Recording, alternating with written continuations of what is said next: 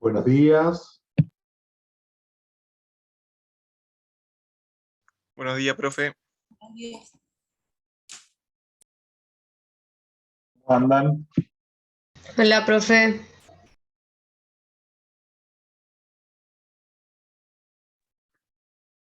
Estoy configurando el video, un segundito, que no me está saliendo la imagen.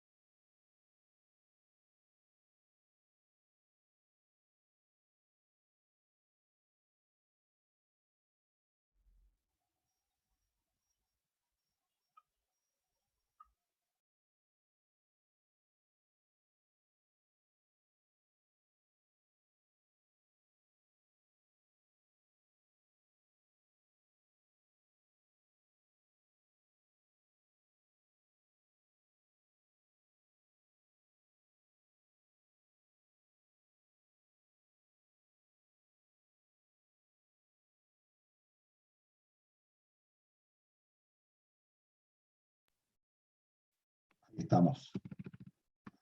¿Me escuchan bien? Sí, sí. Perfecto. Bueno, ¿cómo andan? Ya estamos en las partes finales de la materia. ¿Están leyendo? ¿Están estudiando?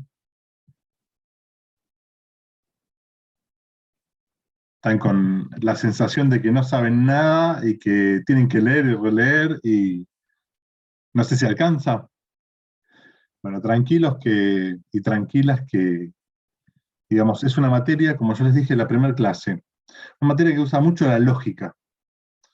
Es lo que suele venirse a la cabeza a uno normalmente, si tiene una estructura lógica armada en lo que es la materia, seguramente es lo que les va a llevar a ustedes la respuesta. Quizás no saben el contenido completo de un artículo, ¿sí? O el número es algo absolutamente indiferente. Ustedes saben que, como siempre les decimos los docentes, lo importante no es acordarse el número, sino saber o estar orientado hacia dónde vamos a estar para la respuesta. ¿Por qué? Porque nosotros vamos a convivir con libros, ustedes son una generación que ya tienen absolutamente marcada la presencia de lo que es Internet y la búsqueda de recursos, tienen revistas jurídicas, tienen páginas de corte, de doctrina, que antes no se tenían. Entonces, ahora simplemente ustedes lo que tienen que tener en cuenta es, bueno, este momento o esta etapa de estudiante es, bueno, lógicamente de estudio y aprendizaje. ¿Pero de aprendizaje de qué? De aquello que sea necesario. De lo necesario es saber dónde buscar, saber dónde apuntar, ¿sí? Sobre eso, hoy yo les hice un power que está relacionado con uno de los, quizás a mi modo de ver, uno de los modos de extinción que más relevancia tienen en la práctica. Pese a que muchas veces no todos los abogados utilicen este recurso adecuadamente, ¿sí? Considero que la prescripción como un modo o forma de extinguir las obligaciones es claramente casi como un todopoderoso, ¿sí? Pero hay que saber usarlo en qué momento y en qué circunstancias, porque, digamos, no es para todo por igual, sino que ustedes van a ver que específicamente nuestra materia, y yo les dije desde el primer día, que hay un factor que nosotros no lo tenemos en cuenta cuando estudiamos las obligaciones. ¿Por qué? Porque estudiamos los libros, porque vamos para adelante con la lectura del código, pero el factor tiempo es relevante. ¿Por qué? Porque esto acá nos va a permitir a nosotros muchas cosas, entre comillas. En primer lugar, saber, bueno, cuándo tengo que cumplir. Si es una fecha precisa, si lo estoy supeditando a lo largo del tiempo, ¿sí? A cumplir en esa fecha precisa. Si eventualmente yo no cumplí y bueno, alguien está actuando o está interactuando conmigo, me está intimando, otra vez me intiman a cumplir y hay un tiempo o un lapso para cumplir, ¿sí? Hasta llegar a situaciones en donde pasa el tiempo y hay silencio. Y ese silencio, bueno, ¿me beneficia o me perjudica? Y veremos. Y ese silencio permitirá o me permitirá a mí hacer uso de la posibilidad de liberarme, porque recuerdan, principio general de las obligaciones nacen para ser cumplidas rápidamente. Por eso se establecen plazos cortos de prescripción. A diferencia de lo que estudiaron ustedes en la unidad 1, cuando estudiaban prescripción adquisitiva, que es adquirir por el paso del tiempo determinados derechos que yo no tendría, pero que me serví sobre, por ejemplo, un inmueble, como si fuera el dueño, lo utilicé, ¿sí? Hice todo lo que tenía que hacer realmente como si fuera a los ojos de los demás y a mis propios ojos el dueño, aún sabiendo que no lo era. Pero ese paso del tiempo consolidó en mi poder, en mi patrimonio, la posibilidad de adquirirlo. Esa es la prescripción adquisitiva. Si bien la prescripción adquisitiva y la prescripción liberatoria son absolutamente diferentes, el código parecería ser a priori como que, bueno, son sistemas que hay que entenderlos en forma conjunta, ¿sí? Lo mismo que prescripción y caducidad. Ustedes saben o han escuchado seguramente en elementos de actuación profesional que ciertos derechos o facultades que no se ejercen se pierden procesalmente. ¿Sí? Cuando se habla de, por ejemplo, caducidad del proceso, es porque yo no necesité el proceso por un tiempo determinado. Ahora hay un sistema nuevo, ustedes lo van a ver ya con procesal a posteriori de esta materia, que es, bueno, yo solicito que, como el otro no mueve el expediente, que lo mueva. Y si no lo mueve, que el juez resuelva que realmente hay desinterés. Esa palabrita, que es caducidad de, por ejemplo, del proceso o caducidad de la acción, está muy relacionada con prescripción. ¿Sí? ¿Por qué? Porque en ambos casos, en ambos supuestos, el tiempo hace mostrar o exhibir de que hay alguien que no está atento a sus propios intereses, a sus propios derechos, a su propia gestión de los negocios. O, eventualmente, está desinteresado. ¿Para qué le voy a reclamar? Si me cumple y me va a cumplir 2 pesos, ya se me desvalorizó el dinero, no tiene nada para cobrarle, ¿para qué voy a seguir el juicio? Por ejemplo, son opciones. ¿Sí? Esto nos hace ver algo, que como principio general, ¿sí? Las obligaciones llevan, como dice el brocárdico, o ese refrán, que no es refrán, es un brocárdico, una frase, llevan en sí el germen de su propia muerte. El germen de su propia muerte, de las obligaciones, no es ni más ni menos que el plazo, el tiempo, si lo vemos técnicamente. ¿Por qué? Porque el tiempo va a determinar que si no se cumplen, se caen. Y si se caen esas obligaciones, ahora esas obligaciones van a pasar a revestir otra categoría que hace que, lamentablemente, a quien se le cayó o quien no actuó o interactuó con su deudor, por ejemplo, lamente luego no poder tener la acción para reclamar. Porque se cae la obligación, y la obligación que era civil, exigible plenamente, al día después de haberse interpuesto u opuesto la prescripción, esa obligación ya no tiene posibilidad cierta de ser reclamada judicialmente. ¿Está? Con esta introducción, yo les comparto ahora la pantalla de Power, como les decía.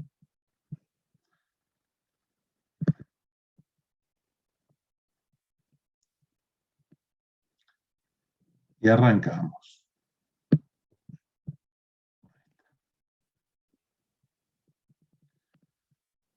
Bueno, el tema de hoy, como les marqué, es prescripción liberatoria. ¿Qué es lo que tenemos que tener en cuenta de la prescripción liberatoria? Fíjense, no empiezo con la definición, raro. Empiezo con las posibilidades estructurales o las referencias en cuanto a elementos de la prescripción. Esta prescripción, que como ya saben, y ya han escuchado, y si no han leído el tema, ya lo han escuchado recién, es que el paso del tiempo empieza a hacer mella, va comiendo día a día esa obligación, la va desgastando. ¿Y esto qué demuestra? Que hay, primero, inactividad del acreedor. El acreedor no está haciendo lo que tiene que hacer, que es reclamar rápidamente la obligación. ¿Sí? Cuando se llega al cumplimiento de un plazo determinado, que todos los plazos están previstos por ley, ¿sí? Ahí yo puedo interponer u oponer la prescripción. Van a escuchar varias veces que les estoy diciendo interponer u oponer. Esto va a depender de la forma en cómo sea ejercido, que lo vamos a ver ahora en próxima filmina. Este transcurso del plazo, ¿sí?, por sí solo no genera la prescripción.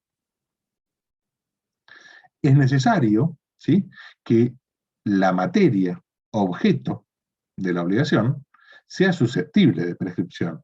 Ustedes saben que hay ciertos delitos, me voy más allá de lo que es el derecho civil y comercial, hay ciertos delitos que son imprescriptibles. ¿Sí? ¿Esto qué significa?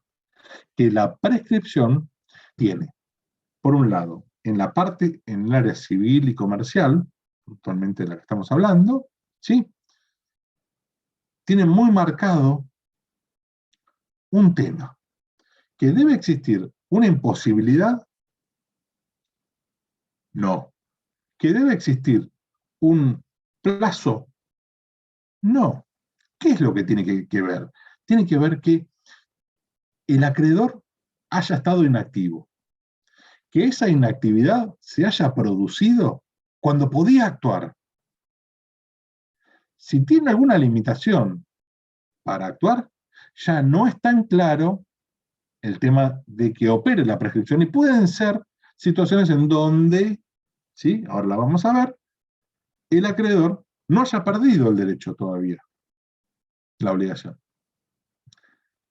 Y, por supuesto, tiene que ser una materia que esté prevista por ley en un plazo ya cumplido, en un tiempo que ya transcurrió, sobre un tema, ¿sí?, que se pueda prescribir. ¿Sí?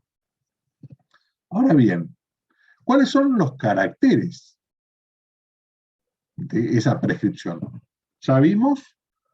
¿No vimos todavía qué es? Bueno, sí, en definitiva, ya podemos analizarlo. De lo que hemos hablado es, el paso del tiempo hace que, en determinadas circunstancias, lo estoy generando ahora la definición, no es textual. El paso del tiempo hace que en determinadas circunstancias se genere a favor del deudor la posibilidad de oponer, ¿sí?, una defensa al progreso de la acción. Esto es, darle un plus al deudor y decirle, momentito, yo me vinculé con vos en el año 99, no me vas a venir a reclamar ahora esta deuda, porque prescribió. Ah, sí, ¿y cómo sabes? Y porque hay un plazo determinado que establece el código. Hay un tiempo que transcurrió, y en ese tiempo vos podías haber actuado. Y es una materia que puede prescribir. Perfecto. ¿Cómo lo encuadro? Entonces ahora. Y lo encuadro ya teniendo en cuenta que de esas definiciones que he dado, me salen casi algunos caracteres de la prescripción liberatoria. Por ejemplo, el origen legal. ¿Origen legal qué significa? Obviamente, ¿sí? Es una tontería repetirlo. No, la ley lo establece. Sí, claramente. Pero lo que quiere decir específicamente es que las partes no pueden crear causales de prescripción. porque la prescripción es una gran excepción al cumplimiento de las obligaciones, porque las obligaciones nacen para ser cumplidas. Entonces, no pueden las partes decir, no, eventualmente creamos esto. No, su creación es legal y de orden público.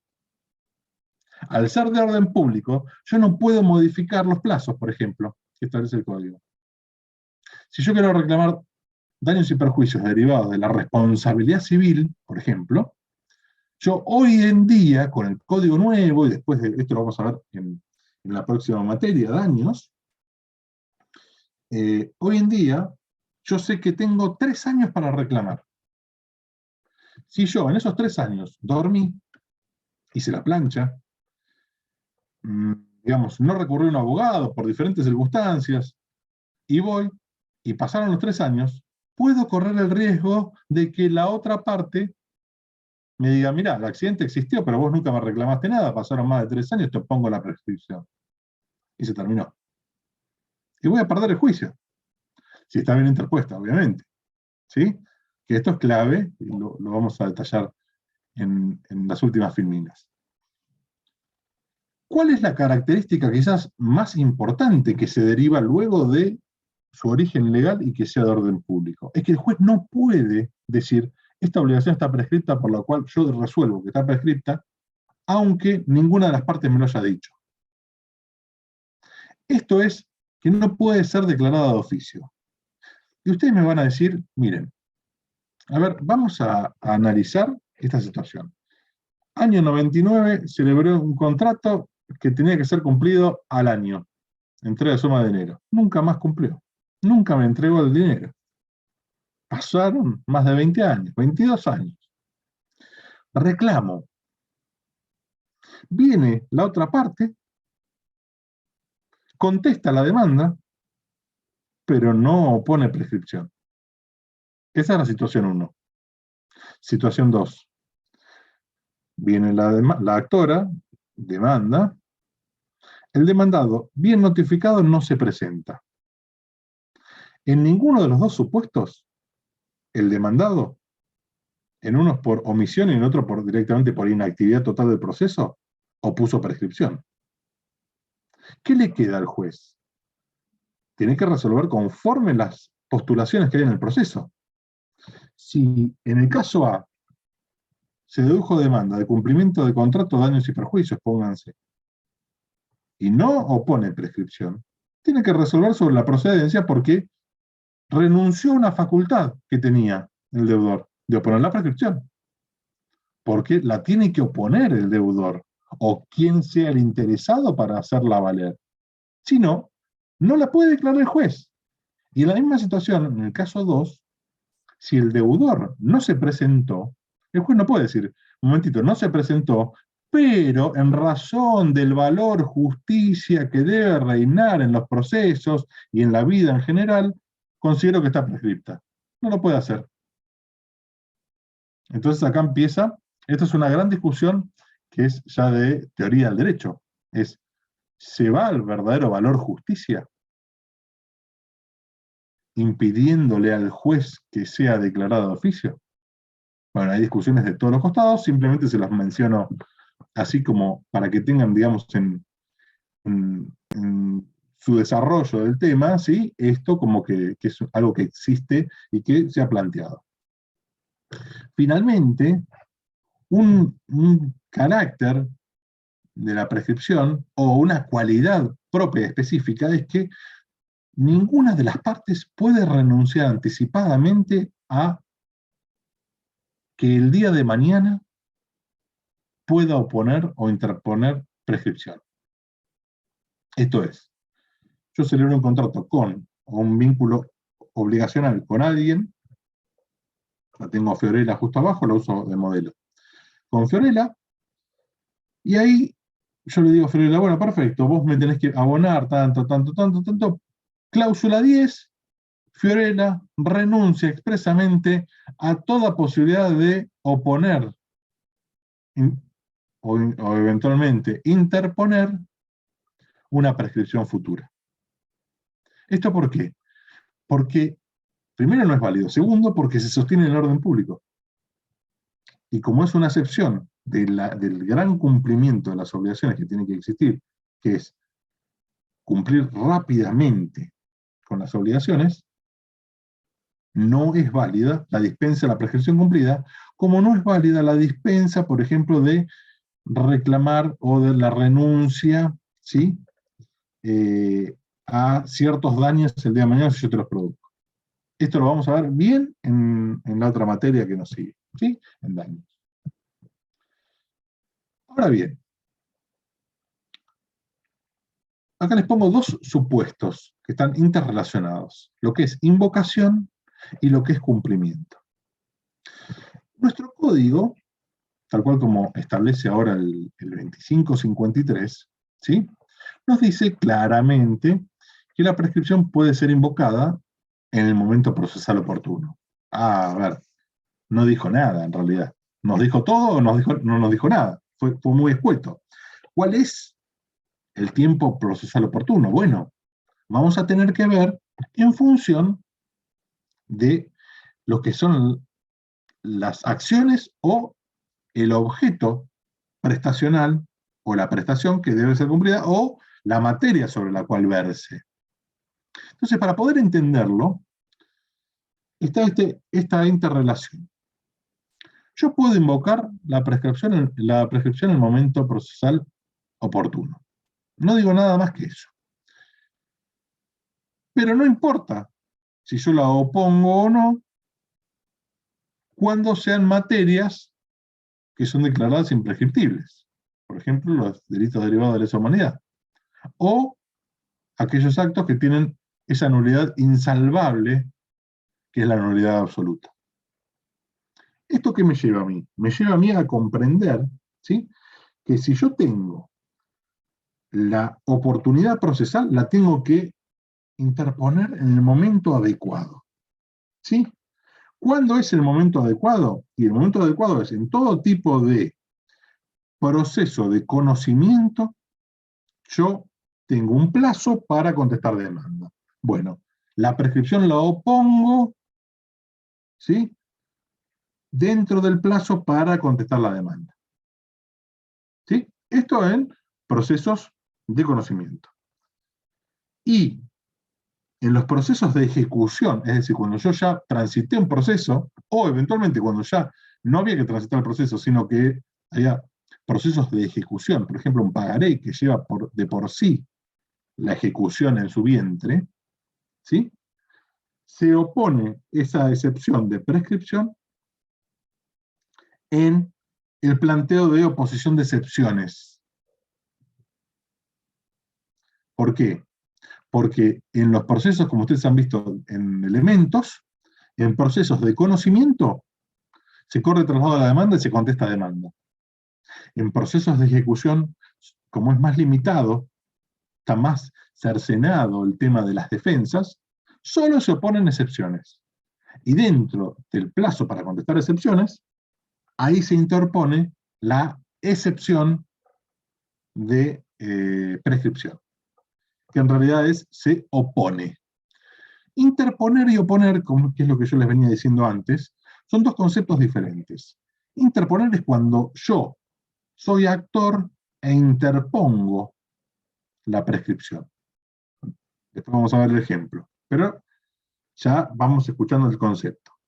Y otra cosa es cuando yo soy el agredido, ¿sí?, el demandado. En este caso, yo opongo la defensa de prescripción. ¿Sí? Ahora bien, supónganse en los casos que yo les mencioné antes, caso 1 y caso 2. Demanda, se presenta el demandado y no opone prescripción. Demanda, no se presenta el demandado, nadie opuso prescripción. Imagínense que lo condenan, lo van a condenar, claramente, salvo que la demanda fuera mal propuesta y que fuera rechazada por el juez porque no hay demanda válida, porque adolece el faltante de los requisitos estructurales de la demanda.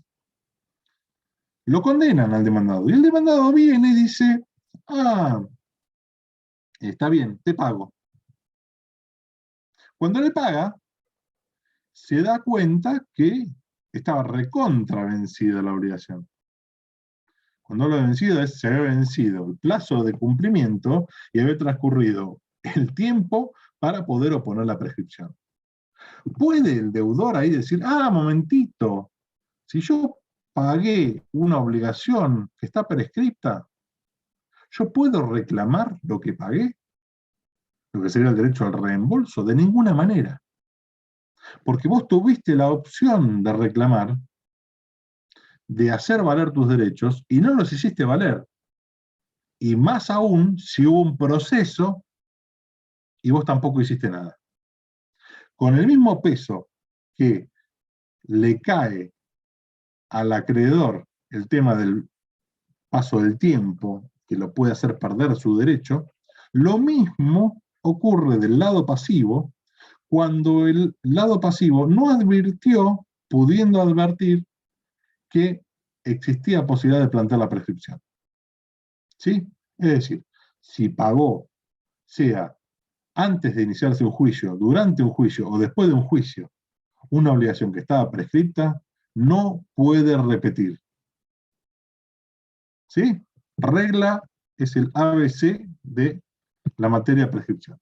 Ahora bien, hay opciones o hay situaciones que se pueden presentar en los procesos o, digamos, en los vínculos obligacionales, mejor dicho, más que los procesos, en donde vemos que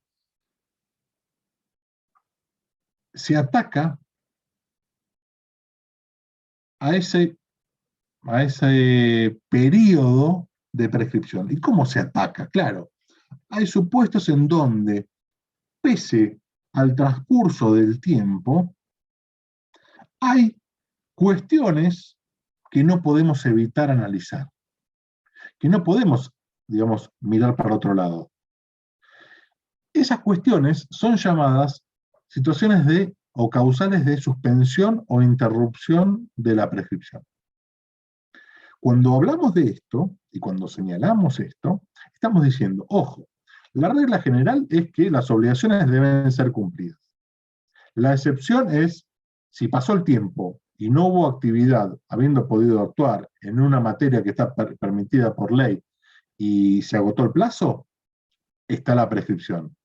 Pero también la oposición o la interposición de la prescripción puede estar frenada por dos causales, la suspensión o la interrupción de la prescripción. ¿La suspensión qué es? La suspensión golpea de tal manera al tiempo que está transcurriendo y hace que frene el conteo, digamos. Frena el curso de las acciones. En realidad frena el curso del tiempo. Si está transcurriendo, por ejemplo, 1 año y 11 meses y 29 días, y me doy cuenta de que si dejo pasar 2 días más, como la ley estableció 2 años de prescripción, puedo perder el derecho y la acción, en este caso, yo puedo interpelar. Puedo, acreedor, interpelar rápidamente al deudor, haciéndole saber que estoy interesado en que me cumpla todavía. La suspensión por interpelación, ustedes saben lo que es la interpelación. ¿Se acuerdan que en algunos casos lo han dicho muy bien, en otros había costado, pero ahora empezamos a ver otros efectos de la interpelación? Habíamos dicho que la interpelación es, que era el requerimiento categórico, fehaciente, que hace un sujeto para que se le cumpla. ¿No? En líneas generales. Entonces, creo que vos, Ignacio, lo habías dicho a la perfección en el parcial. ¿Sí? Requerimiento categórico expreso con carácter de fehaciente que traduce que el acreedor está interesado en el cumplimiento.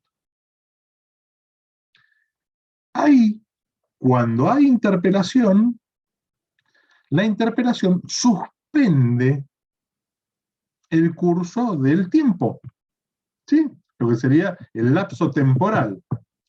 Y esa interpelación fehacientemente hecha por quien es el titular, ojo, por quien es el titular contra el deudor o eventualmente un poseedor, suspende, pero suspende por un tiempo muy mínimo de 6 meses. Es decir, la ley está diciendo, miren, por circunstancias X, este sujeto quiere hacer las cosas, pero tampoco lo vamos a premiar con que vuelva todo para atrás, con que se vuelva a contar todo desde cero. No, le vamos a dar un tiempo de gracia de 6 meses, ¿sí? O plazo menor que corresponda a la prescripción de la acción.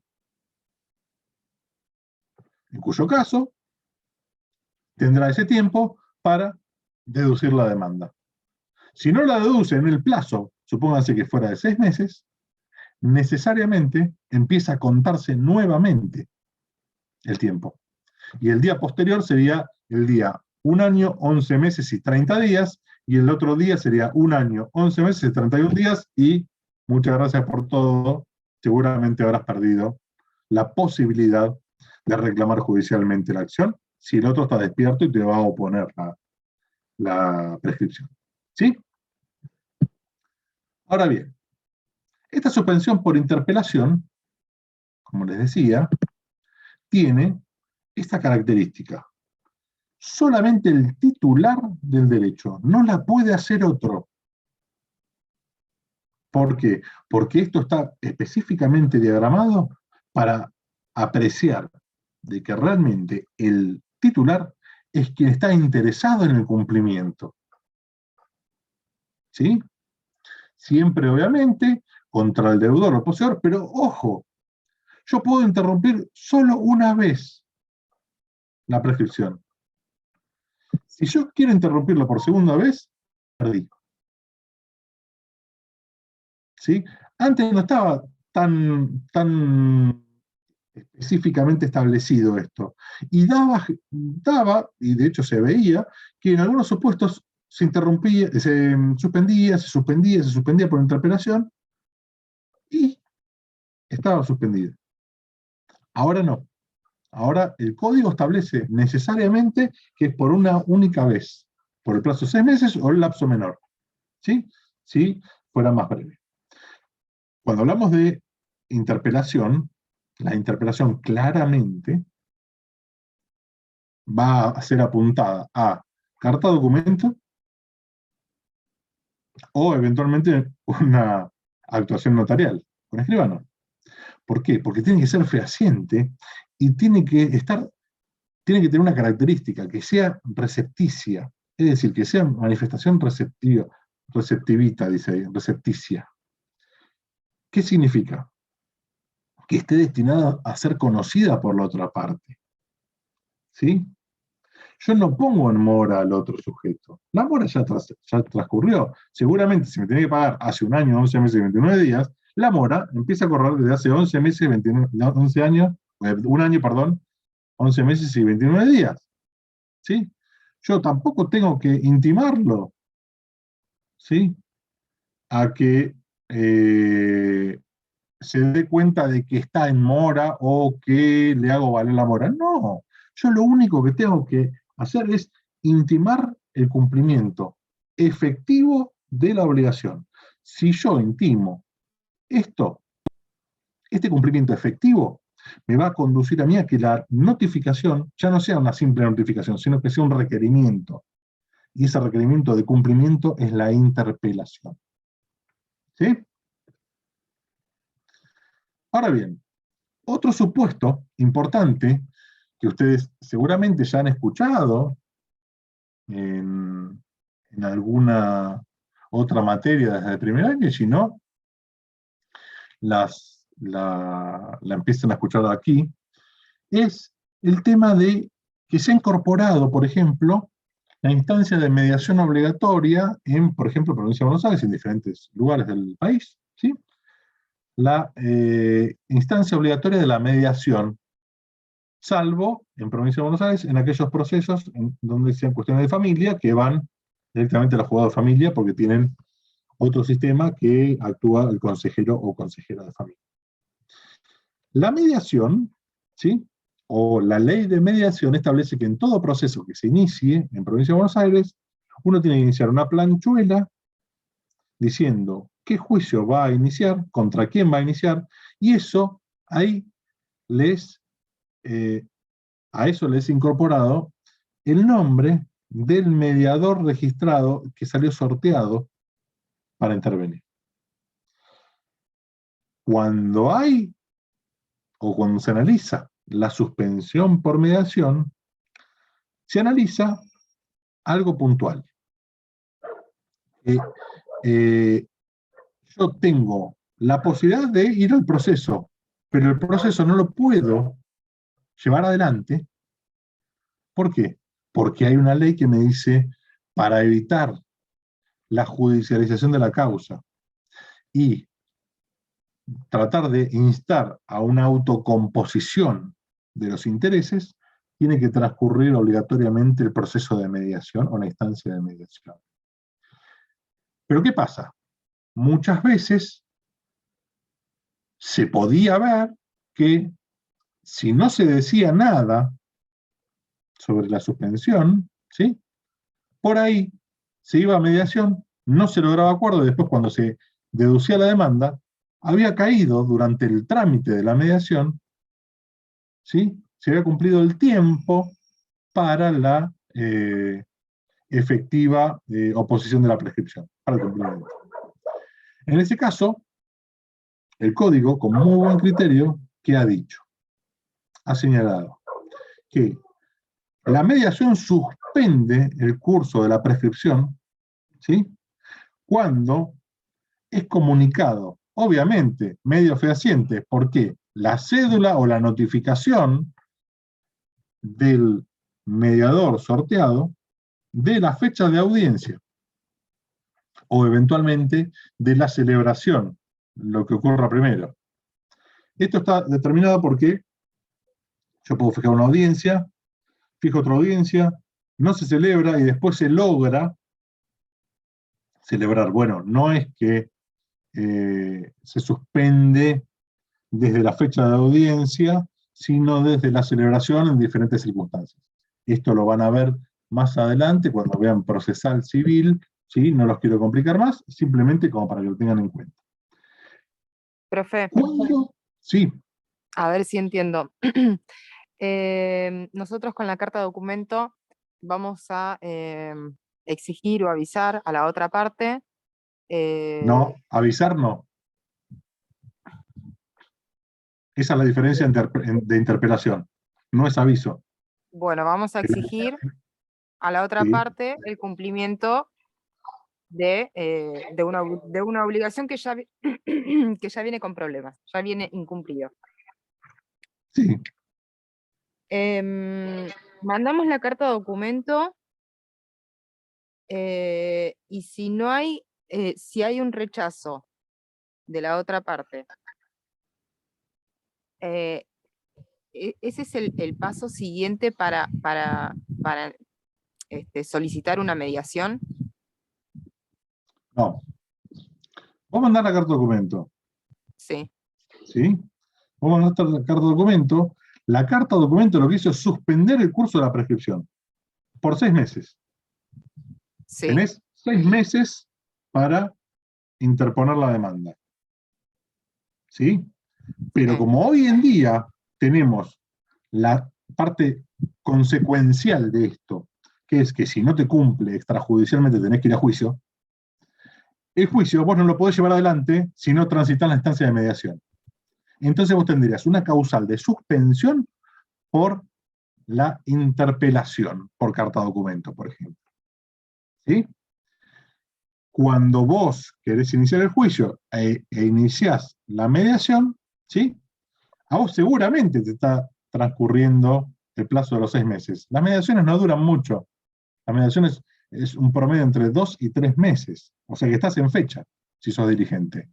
Y si eventualmente pasa algo en el medio, también te va a estar, en este caso, rigiendo el curso de la suspensión de la mediación, porque si no sería contraderecho. ¿Por qué? Porque es una limitación que te está estableciendo la ley para vos poder Sí. ejecutarlo. ¿Se entiende? Sí, sí, sí. Sí. Bueno, pero por eso, entonces, mandamos la carta de documento, pero por la instancia de mediación hay que pasar. Necesariamente, Sí, sí. Entiendo. necesariamente. Pero la carta documento, acordate de algo siempre. La carta documento, Claro. ir a Igual juicio. en la carta documento Escúchame, es dale, dale. Escúchame. La carta documento no implica ir a juicio directamente. La carta documento es el requerimiento categórico de que le cumpla. Si mi deudor viene y me cumple, se terminó. claro, Pero si sí. no me cumple, ahí sí tengo que dar el trámite al proceso judicial que tiene como instancia previa la mediación. Perfecto. Sí.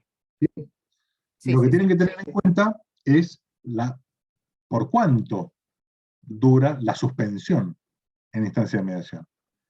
Y ustedes van a ver que el código establece que luego de transitada la instancia de mediación, el acreedor va a tener 20 días contados desde el momento del acta que cierra el trámite, porque el mediador dice, va a ser un acta en donde dice, bueno, el sujeto A con el abogado tal y el sujeto B con el abogado B no llegaron a ningún tipo de acuerdo, con lo cual concluyo la instancia de mediación por ser imposible conciliar o interrelacionar propuestas algunas para favorecer el cierre de la etapa favorablemente. Cierra el procedimiento, notifica esa acta en la cual está notificando el cierre de la mediación, determina que a partir de ahí hay 20 días que está suspendido el transcurso del tiempo para que yo pueda eventualmente perder el derecho por la prescripción. En cuyo caso, si yo no intimé antes, si yo no mandé carta documento antes y directamente me fui al proceso judicial con la instancia previa de mediación, la instancia de mediación a mí me va a dar una suspensión desde el momento en que se comunica la fecha de la audiencia, ¿sí? Como regla general, hasta el cierre de la etapa y 20 días más de gracia. Durante ese tiempo, esos días, que serían números, supónganse 3 meses, esos 91, 92 días, no van a correr para sumarlos a lo que había sido anteriormente el curso del plazo de prescripción. ¿Sí?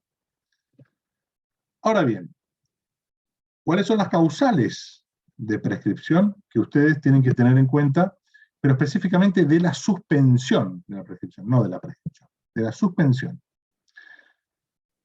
Recuerden, la suspensión es algo muy excepcional. Al ser excepcional, se mira o se mide a las personas que están interrelacionadas para ver si debe la ley en pos de la justicia y en pos de la defensa o la protección de ciertos derechos de las partes, decir, bueno, momento, hasta acá se cumplía, a partir de ahora no, y si después cesa esa causal de suspensión, se vuelve a reanudar contando también el plazo anterior. La clásica es suspensión entre cónyuges y entre convivientes. ¿Cómo es esto? Yo soy acreedor de alguien, no me está cumpliendo, y entre tanto reclamo y que esto y que el otro, bueno, me pongo de novio con esa persona y me caso con mi deudora. Ahí tengo una causal de suspensión que hace que no me corra durante el matrimonio el plazo para prescribir. Y esto que ustedes me van a decir, pero esto es algo poco cierto o poco real. Les doy el mejor ejemplo con un colega, ¿sí? Un colega, compañero mío de la facultad, que luego de unos años yo dando obligaciones me contó, ¿te acordás cuando veíamos la prescripción? Bueno, a mí me caminó la situación. Había vendido un auto y la mujer, la cónyuge, le compró el auto. Y le tenía que pagar, le tenía que pagar, le tenía que pagar, le tenía que pagar, hasta que en un momento, bueno, empezaron otra relación y se casaron. Luego de muchos años, ellos se divorciaron. Entonces me dice, lo tuve que estudiar el tema, porque bueno, ¿cómo era? Si yo me casaba, ¿se borraba todo lo anterior? No, es todo lo anterior hasta el casamiento, acto jurídico matrimonial, se cuenta. Pero se frena, está en un stop. El stop dura hasta que hay divorcio, por sentencia, no separación de hecho, o sea, de cuerpos. No, divorcio por sentencia. A partir del divorcio por sentencia, el día después del divorcio empieza a contarse sumando lo anterior. ¿Sí? Misma situación entre convivientes, misma situación se da en los incapaces con respecto a quienes supuestamente los protegen. Vieron que yo les dije, estos casos de suspensión son generalmente casos bastante especiales en donde se mira o se tiene en cuenta a las personas y a los derechos, a la defensa de la protección familiar por ahí. Bueno, la protección familiar está dada, por ejemplo, entre cónyuges y entre convivientes. La protección de las personas está dada muchas veces también entre los incapaces que tienen una capacidad restringida y aquellos que actúan por ellos. Los padres, tutores, curadores, el sistema de apoyo, ¿sí? En lo que era el proceso anteriormente conocido como de insanía. ¿Esto qué es? Se protege a aquel que no puede actuar de la posibilidad de que el paso del tiempo no lo coma, ¿sí? No le deje actuar, ¿sí? Esto es el caso, por ejemplo, típico en donde yo soy un menor de edad que tengo la posibilidad como menor de edad de reclamar la rendición de cuentas a mi tutor, porque no tengo padres, entonces tengo un tutor. El tutor me llevó adelante lo que es la tutela, ¿sí? Y la tutela es la representación del otro, actuando por el otro, utilizando también los recursos, con control judicial todo, pero utilizando los recursos, y también una obligación por parte del tutor, que es rendir cuentas. Si yo dejara pasar el tiempo, las tutelas van de la mano de la edad propia biológica. Y muchas veces los plazos que están establecidos para la rendición de cuentas, por ejemplo, van a ser mucho menores a quizás el plazo de que si hizo un acto cuando yo tenía 6 años y ahora que soy mayor de edad con 18, bueno, no lo voy a poder reclamar. No, este es un caso de suspensión. ¿Sí? Después tienen otros supuestos, pero quiero cerrar, porque es esto más específico, el tema de la interrupción de la prescripción. Hemos dicho, tenemos suspensión como causal de quiebre del conteo, pero frenado. O sea, no es quiebre y borrón. Es quiebre. Freno lo anterior, está la causal de suspensión, cesa la causal de suspensión, vuelve a sumarse todo.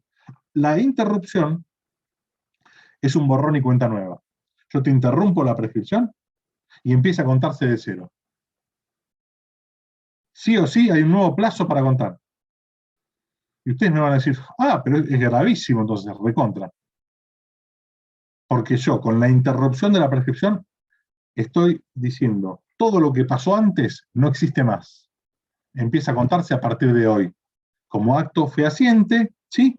En donde un nuevo plazo sea necesario iniciar. Siempre, obviamente, la interrupción favorece o perjudica a quien le invoca y a quien le es opuesta, ¿sí?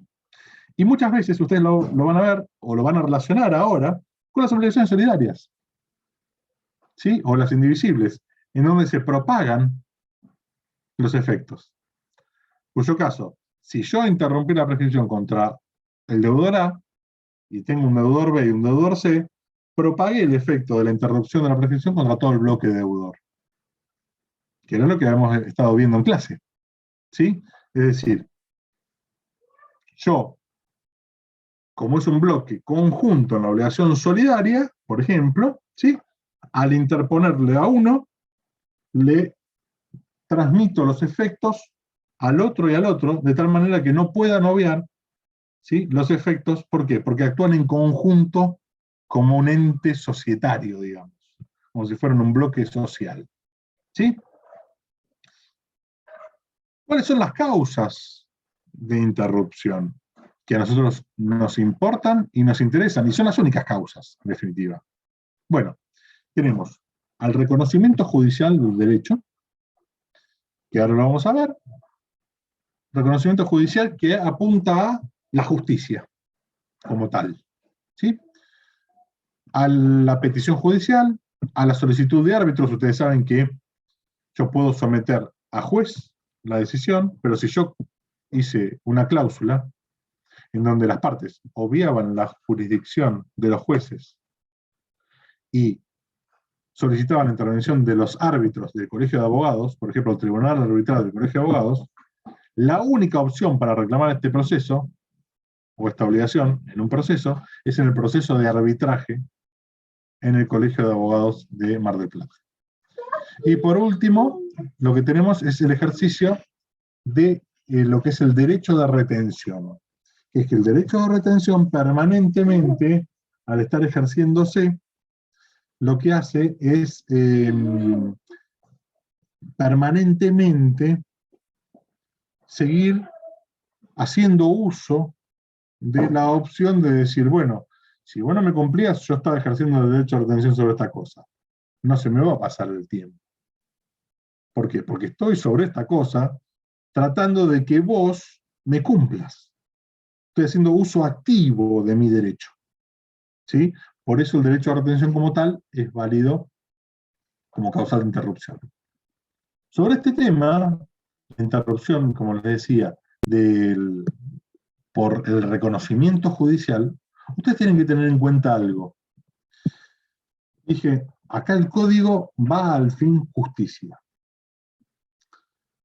Siempre que el deudor o el poseedor que tiene la cosa en posesión reconocen su calidad de deudor o su mora o retraso en el cumplimiento o mi derecho y se comprometen, por ejemplo, a solucionar la cuestión sin decir pagar, ¿sí? Cuando reconocen como acto unilateral de que son deudores, esto interrumpió la prescripción.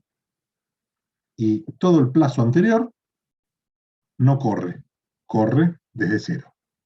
¿El fundamento cuál es? Como yo les dije en una parte de la clase, reconocerle también al acreedor que tiene opciones, ¿sí?, para que no se perjudique o no sea necesario, ¿sí?, entre comillas, no es castigar, pero sí, bueno, no darle la protección necesaria cuando pasa el tiempo.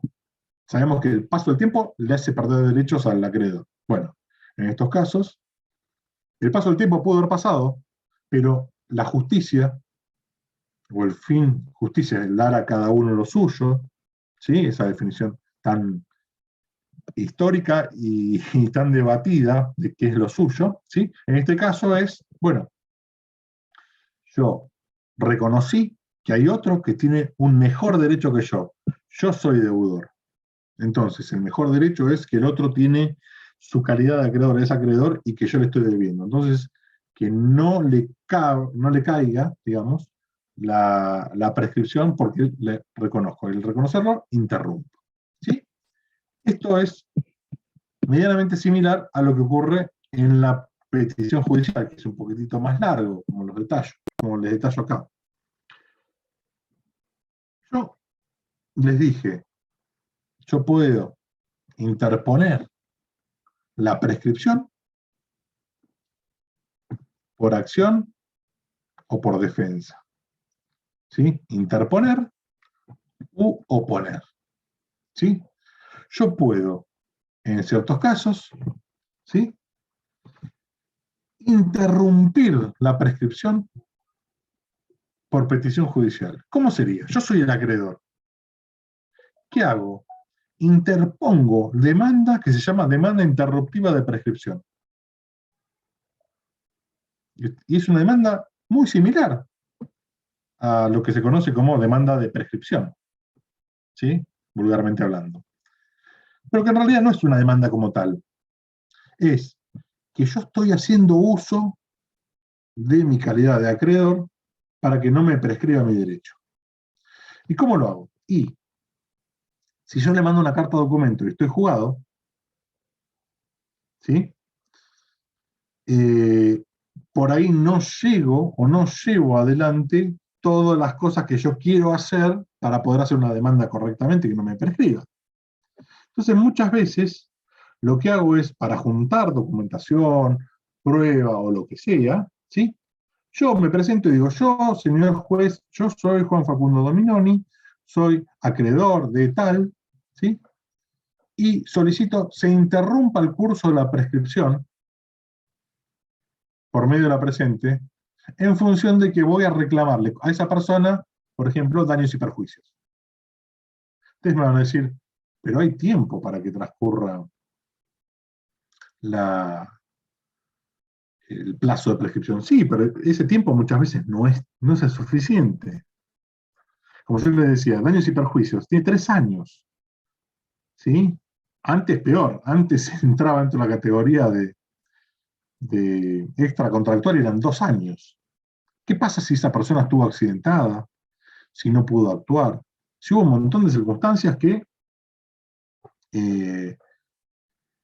hicieron que no fuera a ver al abogado. Por eso va a ver al abogado y le dice, no, ya está fuera. Bueno, o le dice, uy, esto se te prescribe en días. Vamos a interponer una demanda de interrupción de prescripción para que no te corra el plazo, borremos lo anterior y empecemos de cero. ¿Sí? Este contenido de la demanda no se tiene que notificar a otra parte. Solamente con la presentación ya estoy demostrándole a la ley y al juez que hay diligencia para poder actuar o para actuar sobre tal proceso que voy a iniciar a futuro. Produzco la interrupción, pero tiene una característica propia. Si bien se llama demanda de interrupción o demanda por interruptiva de prescripción, puede adolecer de los elementos de la demanda. Puede ser hasta casi un escrito simple. Señor juez Gómez del Tribunal Oral Penal 1, vengo por el presente, en mi calidad de acreedor, a interponer demanda o escrito interruptivo de prescripción ante usted, porque tal persona no se beneficie de la prescripción y le voy a reclamar daños y perjuicios. El juez es un juez penal, no tiene nada que ver. Y tal como lo relaté, es una demanda absolutamente berreta, digamos, ¿sí? Técnicamente hablando, no tiene técnica, o sea, simplemente le mandé fruta y vamos, porque fue un escrito suelto. Bueno, esto es la demanda interruptiva de prescripción. Si vos no lo haces como formalmente se hace, esto es válido también, porque es un acto procesal eficaz. Mostró la diligencia y la celeridad mía en que yo no pierda mi derecho, porque lo voy a ejecutar. ¿Sí? Para terminar, un tema que es bastante importante y que muchas veces se deja de lado, creo yo que por demás se deja de lado, no del estudio, sino del ejercicio también. ¿Qué es la dispensa de la prescripción cumplida? Se cumplió el plazo. Oh, perdí. No puedo hacer más nada. Y a ver, ¿usted tuvo algún impedimento? Recuerden los elementos que vimos al principio de clase. ¿Yo podía actuar? No, no podía actuar. ¿Por qué? Porque estaba en una situación que no podía actuar. Ah, usted no podía actuar. ¿Y por qué no podía actuar? Y no, porque no fui un abogado. No, no es causal. Pero puede ser que por ciertas maniobras, que se suele decir maniobras dolosas, del deudor, ¿sí? Evada, por ejemplo, las cartas documento. O cuando va al escribano, se constituyen en un domicilio y el domicilio no tiene el número. O se va mudando, ¿sí? Y no saben a dónde está. Y el plazo le corre en contra al acreedor.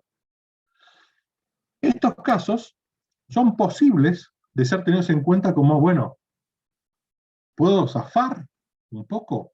Sí, hay dificultades, de hecho, maniobras dolosas que impiden, obstaculizan temporalmente interponer la acción.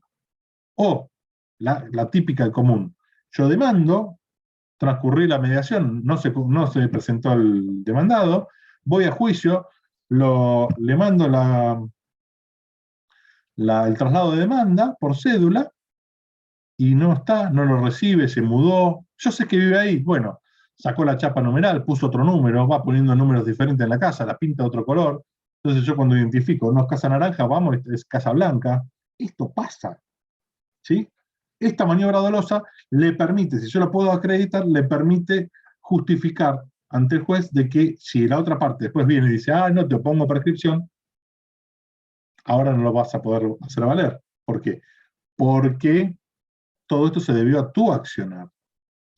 Lo mismo en el caso de, si yo me encontraba, por ejemplo, en una situación en donde yo no podía actuar. Imagínense que tengo una persona que estuvo en coma durante 3 años y medio.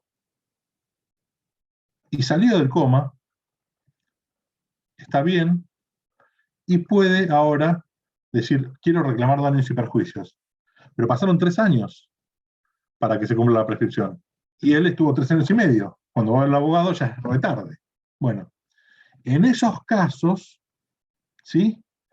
Si se removió el obstáculo, es decir, si salió del hospital y está en condiciones, desde ese día tendría 6 meses. ¿Por qué? Porque la ley entiende que se removieron los obstáculos, tiene 6 meses para iniciar la demanda. Por eso se dice, es un perdón o condonación momentánea. La dispensa de la prescripción cumplida es, bueno, a vos te pasó, pero se te pasó por causas que te son ajenas a tu propia voluntad, a tu propio ámbito de libertad. Fueron por hechos del deudor o por hechos propios que se generaron en función de, por ejemplo, el siniestro de tránsito. 6 meses desde esa fecha, si vos interpusiste la demanda dentro de ese periodo, la demanda es válida y por más que te opongan prescripción, vos podés decir, hay dispensa de la prescripción cumplida. ¿Sí? Para concluir, siempre, para justificar algo que es la excepción de la excepción de la excepción. O sea, estamos hablando de varias cosas, ¿sí? Lo importante es que yo pueda alegar y probar esas dificultades, ¿sí? Que esas dificultades hayan tenido relevancia en lo temporal. Es decir, esas dificultades no me permitieron a mí accionar. Y finalmente, tener en cuenta que en muchos casos, cuando hay incapaces menores de edad, por ejemplo, que carecen de representantes, ¿sí? Tarda bastante por ahí en obtener un representante cuando hay siniestros en donde, por ejemplo, mueren los padres y queda algún chiquito o algunos chiquitos solos, y no hay familia, hay que buscar familia y hay que ubicarlos, y bueno, le dan la guarda temporal a un hogar de niños, pero no tienen la representación. Bueno, en estos casos, cuando tenga la representación ya en vía judicial con, por ejemplo, la asesoría de menores, la asesora de menores podría hacer uso de esto, aunque se le haya pasado el plazo de prescripción o haya corrido, ¿sí? Para poder reclamar los daños y perjuicios por el accidente de tránsito, ¿sí? Y obviamente todo el concepto de lo que es el reclamo de daños, ¿sí? Así que bueno, espero que haya sido más que entendible la clase, y bueno, como les dije al principio, a poner un poquitito más ganas, que estamos en la instancia final, y ya nomás nos estamos viendo para los parciales, ¿sí? Así que, bueno, nos estamos viendo, si Dios quiere, en principio la semana que viene, salvo alguna decisión de cátedra o eventualmente decisión de ustedes, que por ahí, normalmente las últimas semanas, cuando se agregan así, se establece una clase en vez de las seguidillas de clases, ¿sí? Para hacer un repaso general, en cuyo caso, bueno, eso corre todo siempre por decisión de ustedes y por decisión de cátedra. Así que bueno, les mando un saludo grande y nos estamos viendo, ¿sí? No, Chao, nos profe. vemos. Nos vemos. Chau, chau.